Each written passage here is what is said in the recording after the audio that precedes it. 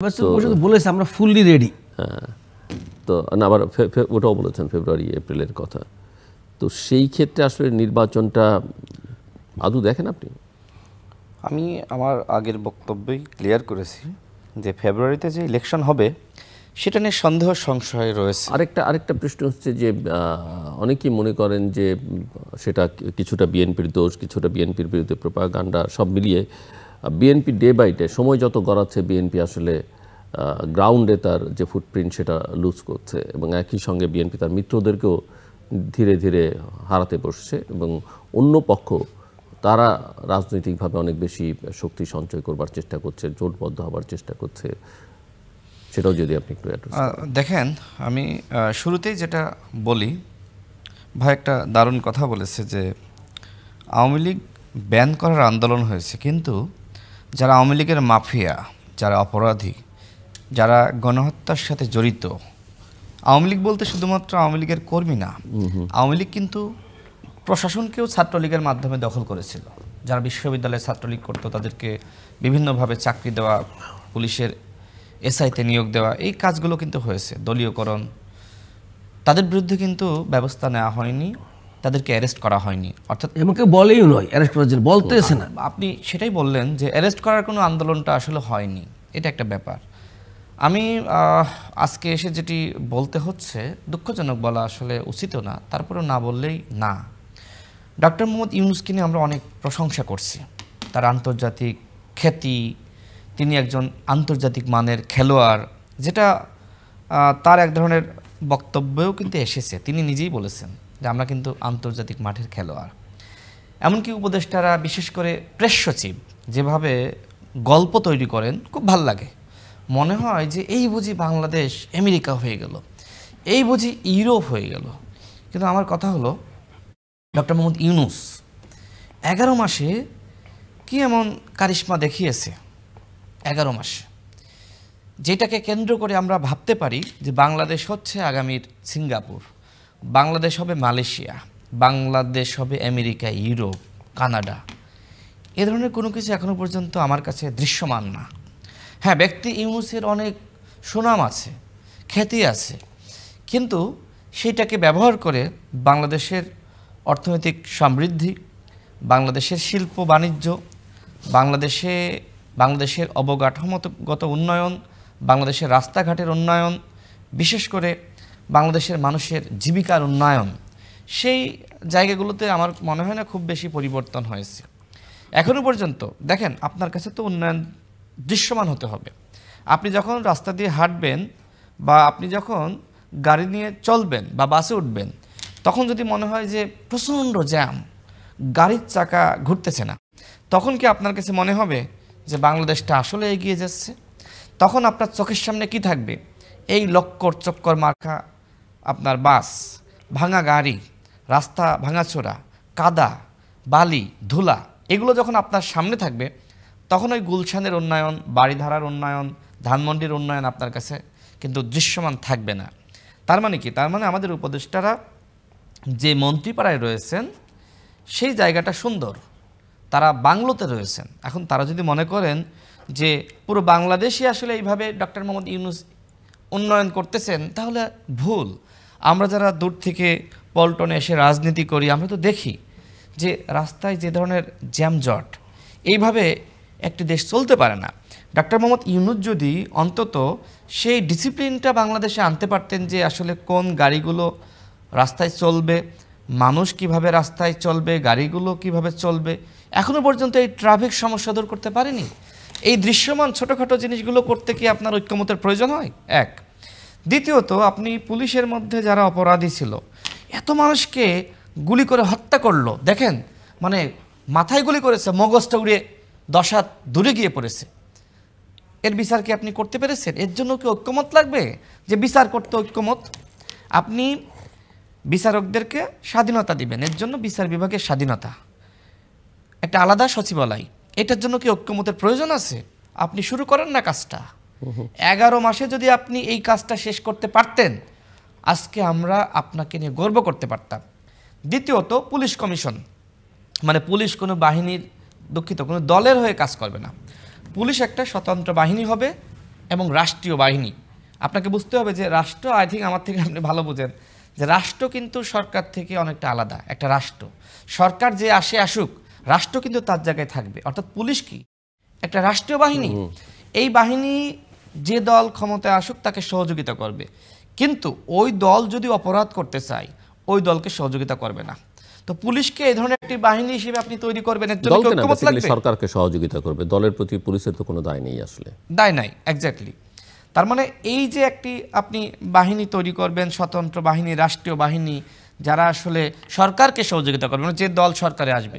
দেখেন এই 11 মাসে যদি মোটামুটি দৃশ্যমান পরিবর্তন হতো, তাহলে মানুষ ওই যে শুরুতে বলছিল না অনেকে যে আমরা ডক্টর মোহাম্মদ ইউনূসকে 5 বছর দেখতে চাই, এখন আমার মনে হয় না আর ওইভাবে কেউ বলছে যে আমরা 5 বছর দেখতে চাই। কারণটা কি? কারণ 11 মাস আসলে কম সময় না, যথেষ্ট সময়। একজন মানুষ আসলে কেমন, কি করতে পারেন, তার আসলে মিশন ভীষণ কেমন, সেটা মোটামুটি 11 মাসে বোঝা যায়। হ্যাঁ, ডক্টর মোহাম্মদ ইউনূস একজন ভালো মানুষ, তার গ্রহণযোগ্যতা রয়েছে, সৎ মানুষ, পড়াশোনা রয়েছে, জ্ঞান রয়েছে, সব রয়েছে। কিন্তু বাংলাদেশের যে আসলে রাজনীতি, সেই রাজনৈতিক অভিজ্ঞতার ঘাটতি তার রয়েছে, এটা মানতে হবে। এক। দ্বিতীয়ত, তিনি যে টিমটা আসলে সিলেকশন করেছেন, আমি যতটুকু জানি প্রায় অর্ধেক এই উপদেষ্টা পরিষদের মধ্যে প্রায় অর্ধেক উপদেষ্টা, মানে উপদেষ্টাদের প্যানেলের অর্ধেক প্রায় তিনি ঠিক করে নিয়েছেন নিজের মতন। দেখেন, বাংলাদেশের চিকিৎসা ব্যবস্থার সংস্কারের জন্য কি আসলে ঐক্যমতের প্রয়োজন আছে? এখনও পর্যন্ত ঢাকা মেডিকেলে যদি আপনি যান, দেখবেন যে সেখানে আসলে পা ফেলার জায়গা নাই। সেইখানকার মানুষ আসলে চিকিৎসা পাচ্ছে না। যেখানে এত নোংরা, দুর্গন্ধ, ডাক্তার সংকট, তো এই সংস্কারগুলো আসলে করা যেত না যে ঠিক আছে আমি 10,000 ডাক্তার আমি নিয়োগ দিয়ে দিই। বাংলাদেশে তো এরকম রয়েছে, তো পড়াশোনা শেষ করে যারা আসলে বেকার, অনেক ডাক্তার তো রয়েছে, প্রিপারেশন নিচ্ছে, তাদেরকে আপনি নিয়োগ দিতে পারতেন। আমার নিজ জেলা ঝিনাইদহ সদরে দেখেন, সেখানকার তত্ত্বাবধায়ক সুপার যাকে বলে, আমি তার সাথে কয়েকবার বৈঠক করেছি। তিনি আমাকে বলেছেন যে ভাই, এখানে এতগুলো নার্সের সংকট, ডাক্তার প্রায় আপনার 40 জনের বেশি ডাক্তারের সংকট একটা হাসপাতালে। তো এই হাসপাতাল পুরো জেলার মানুষের কিভাবে চিকিৎসা দেবে? সেখানে যখন একজন আপনার স্ট্রোক করে রোগী আসতেছে, তারা চিকিৎসা দিতে পারছে না, মারা যাচ্ছে ঢাকায় আসতে আসতে। এখন পুরো বাংলাদেশের রোগীদেরকে আসতে হচ্ছে ঢাকায়, এই জন্য ঢাকা মেডিকেলের এই অবস্থা। আমি শেষ করছি। তো সেই চিকিৎসা ব্যবস্থার কোনো সংস্কারের করার ক্ষেত্রে ঐক্যমতের প্রয়োজন নাই। এরপরে শিক্ষার কথা বলে শেষ করি। দেখেন, শিক্ষা, এই যে গণ অভ্যুত্থান হলো, গণ অভ্যুত্থানে আসলে সবথেকে অগ্রগণ্য ভূমিকা রেখেছে আমাদের ছাত্র ভাইয়েরা। যারা উপদেষ্টা হয়েছে তারা নেতৃত্বের জায়গায় ছিলেন, তাদের ভূমিকা আমি খাটো করতে চাই না। কিন্তু এই শিক্ষার্থীদেরকে আপনি শুধুমাত্র কি বিপ্লবী বানাবেন? এই শিক্ষার্থীদেরকে আপনি কি শুধুমাত্র রাজনীতিবিদ বানাবেন? আপনি কি তাদের শুধুমাত্র অ্যাক্টিভিস্ট বানাবেন? না, তাদেরকে বিশ্ববিদ্যালয়ের শিক্ষক হতে হবে, সাংবাদিক, আইনজীবী, ডাক্তার হতে হবে, গবেষক হতে হবে, বিজ্ঞানী হতে হবে। ডক্টর মোহাম্মদ ইউনূস স্যার কি একটিবারের জন্য বলেছেন যে আমার শিক্ষার্থী বন্ধুরা, আপনারা এই গণ অভ্যুত্থানে সামনে থেকে নেতৃত্ব দিয়েছেন, আপনারা জীবন দিয়েছেন, যে কারণে আজকে চেয়ারে আমরা বসেছি, আগামী নতুন রাষ্ট্র বিনির্মাণে আপনাদেরকে এখন ক্লাসে ফিরে যেতে হবে, আপনাদেরকে পড়াশোনায় ফিরে যেতে হবে, আপনাদেরকে গবেষক হতে হবে, বিজ্ঞানী হতে হবে, তাহলেই আমরা সিঙ্গাপুর, কানাডা, ইউরোপ, আমেরিকা হতে পারবো?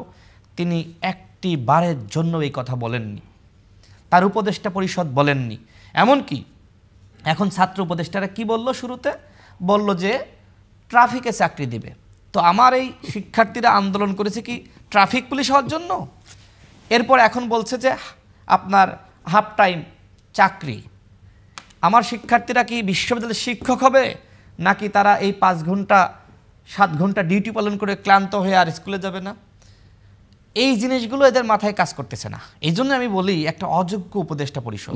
এই উপদেষ্টা পরিষদের যদি সংস্কার না করা হয়, তাহলে আমার মনে হয় না এই রাষ্ট্রের সংস্কার হবে। আজকে আমার কাছে যেটি বলতে হচ্ছে যে এই জায়গায় যদি আমাদের মতন তরুণরাও থাক, এই কাজগুলো আরও ভালো করা সম্ভবপর ছিল।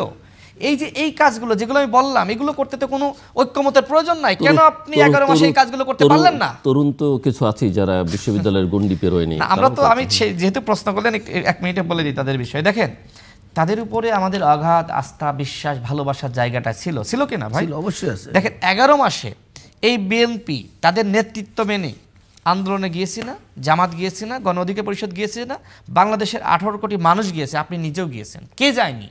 এই অভ্যুত্থানের যে একটা রূপ আমি বলতে আসলে পারি না যে আসলে কে যায়নি, আমি দেখছি সবাই গিয়েছে, সকল শ্রেণী পেশার মানুষের অংশীদারিত্ব সেখানে ছিল। কেউ লিখেছে, কেউ বলেছে, কেউ অংশ নিয়েছে, যে যার জায়গা থেকে ভূমিকা রেখেছে, অর্থাৎ তাদের নেতৃত্বে। তারা কি? তারা দেবতা রূপে আবির্ভূত হয়েছিল, আবাবিল পাখির নাই।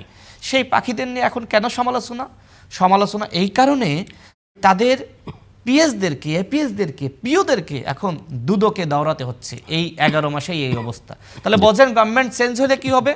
আর একজন উপদেষ্টার এপিএস দুর্নীতি করছে, তিনি কোটি কোটি টাকার মালিক হচ্ছে, আর ওই উপদেষ্টা কি তিনি দরবেশ বাবা সালমানের রহমান? আপনাকে এই বিষয়গুলো তদন্ত করতে হবে। এখন হচ্ছে না, কিন্তু ক্ষমতা চেঞ্জ হওয়ার সাথে সাথে ওই দুবাইতে কেন গিয়েছিল বেসরকারি সফরে? হ্যাঁ, একজন উপদেষ্টা, ছাত্র উপদেষ্টা এবং তার এপিএস, সেটার তদন্ত হইতে হবে। এই যে বিলাসবহুল জীবন, এটা কই থেকে আসলো? আমার সর্বশেষ বলতে বাধ্য হচ্ছি, শুধুমাত্র পরিবর্তন হয়েছে উপদেষ্টাদের ভাগ্যের, এদেশের জনগণের ভাগ্যের কোনো পরিবর্তন হয়নি এখনো পর্যন্ত। মিস্টার কামাল জামান মোল্লা, আপনি সংস্কারের প্রসঙ্গে বলতে চাইছিলেন, সংস্কার, বিচার, এগুলো বলে যাই ভাই, বললেন না। এবং আপনার কাছে, আপনি যেহেতু বিজনেসের সঙ্গে যুক্ত একজন উদ্যোক্তা, আপনার কাছে বুঝিয়ে যে ব্যবসায়ী সমাজ আসলে কি ফিল করছে এই? জি, আমি দুটা পয়েন্ট বলে নিই ভাইয়ের সাথে। যে বর্তমান এই যে আমার ছাত্র ভাইয়েরা, আপনি দেখেন দুইটা সিটি কর্পোরেশন এবং মন্ত্রণালয়ের প্রত্যেকটা সচিবালয়ের সামনে দেখবেন 10 জন থেকে 20 জন করে ছাত্র এজেন্ট বসায় রাখছে। আপনি এখনও যান, আজকে দেখবেন এটা কিসের এজেন্ট বসে রাখছে এরা? সব তারা এনসিবির টিম বসে বসে বিজনেস করতেছে, ছাত্রদেরকে কলঙ্ক করে ছাড়তেছে। ওকে গেল, এটা আসলাম সংস্কার। বর্তমানে দৃশ্যমান একটি সংস্কার করেছে, সেটা কি বলবো? বলেন। অবশ্যই যেটা উচিত ছিল পুলিশ প্রশাসনকে ঢেলে সাজানো, সেটা না সাজিয়ে সে কি করেছে? পুলিশের ড্রেস চেঞ্জ করার জন্যে 1000 কোটি টাকার টেন্ডার দিয়েছে একজনকে। তাদের কী হবে? পুলিশের ড্রেসের কালারটা শুধু চেঞ্জ হবে। তাতে কি বাংলাদেশের মানুষের কোনো উন্নয়ন হবে? পুলিশের কোনো উন্নতি হবে না, পুলিশের কোনো উন্নয়ন হবে? কি হবে? যে কাজটা পেয়েছে আর যে কাজটা দিয়েছে তারা কিছু লাভবান হবে, তারা কিছু টাকা ভাগাভাগি করে খাবে, বাংলার মানুষের কিছু হবে না। তো এই একটা সংস্কার করেছে, পুলিশের ড্রেস চেঞ্জ করেছে।